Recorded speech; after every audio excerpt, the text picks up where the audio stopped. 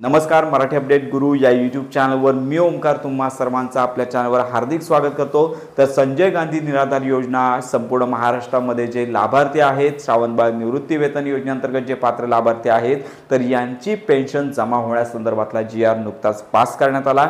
याच्यामध्ये एप्रिल महिन्याची पेन्शन आता येत्या काही दिवसांमध्ये संपूर्ण महाराष्ट्रातील पात्र लाभार्थी आहेत, तर यांच्या बँक खात्यामध्ये डीबीटी पोर्टलद्वारे ही पेन्शन जमा होणार आहे। जर ही पेन्शन तुमच्या बँक खात्यामध्ये जमा होण्यास सुरुवात झाली असेल तर कमेंट बॉक्समध्ये जिल्हा नक्की कळवा।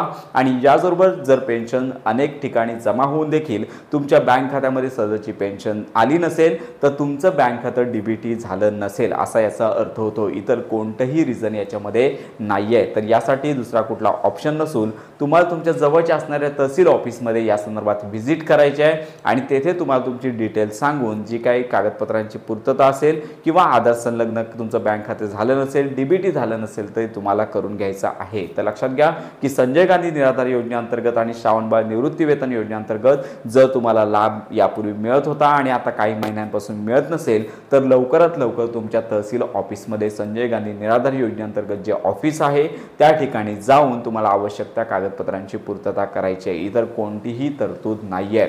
ऑनलाईन डीबीटी पोर्टलद्वारे किंवा तुम्हाला ऑनलाईन अकाउंट चेंज करण्याच्या भानगडीत पडू नका।